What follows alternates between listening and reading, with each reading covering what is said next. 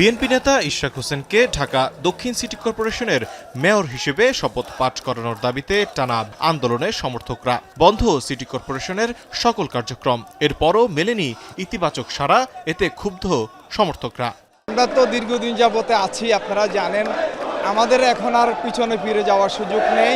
ব্যক্তিগত স্বার্থে বা রাজনৈতিক স্বার্থে খায়েশ মেটানোর জন্য তাদেরকে শপথ থেকে বঞ্চিত রাখেন। মঙ্গলবার নগর ভবনে আন্দোলনের 20তম দিনে কর্মী সমর্থকদের উদ্দেশ্যে দেয়া ভাষণে ইশরাক হোসেন বলেন, অবিলম্বে শপথ না পড়ালে ঢাকাবাসীকে সাথে নিয়ে নিজেই শপথ পড়ে মেয়রের আসনে বসবেন তিনি।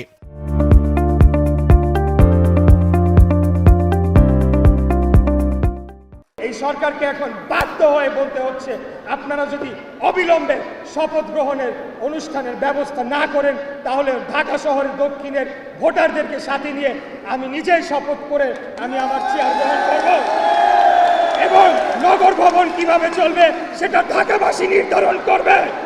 দাবি আদায় না হওয়া পর্যন্ত নগর ভবনে কোনো উপদেষ্টা বা প্রশাসককে প্রবেশ করতে দেওয়া হবে না বলেও হুঁশিয়ারি দেন বিএনপির এই নেতা। কোরবানির ঈদকে সামনে রেখে আপাতত আন্দোলন স্থগিত থাকবে, তবে দাবি মানা না হলে ঈদের পরে ফের মাঠে নামার ঘোষণা দেন ইশরাক।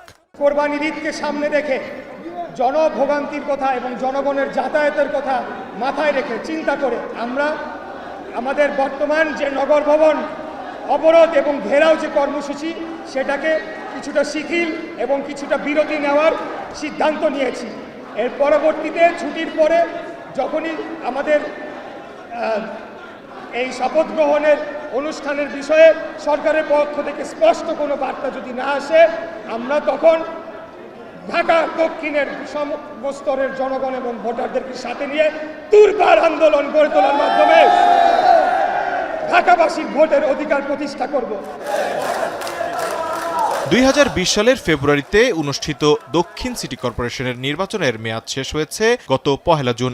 আদালতের রায় হাতে পেলে এ বিষয়ে সিদ্ধান্ত জানাবে ইসি। এদিকে বিক্ষোভের কারণে বন্ধ সিটি কর্পোরেশনের সেবা কার্যক্রম, এতে চরম ভোগান্তিতে পড়েছেন সেবাগ্রহীতারা। তৌহিদুল তারেক, এখন, ঢাকা।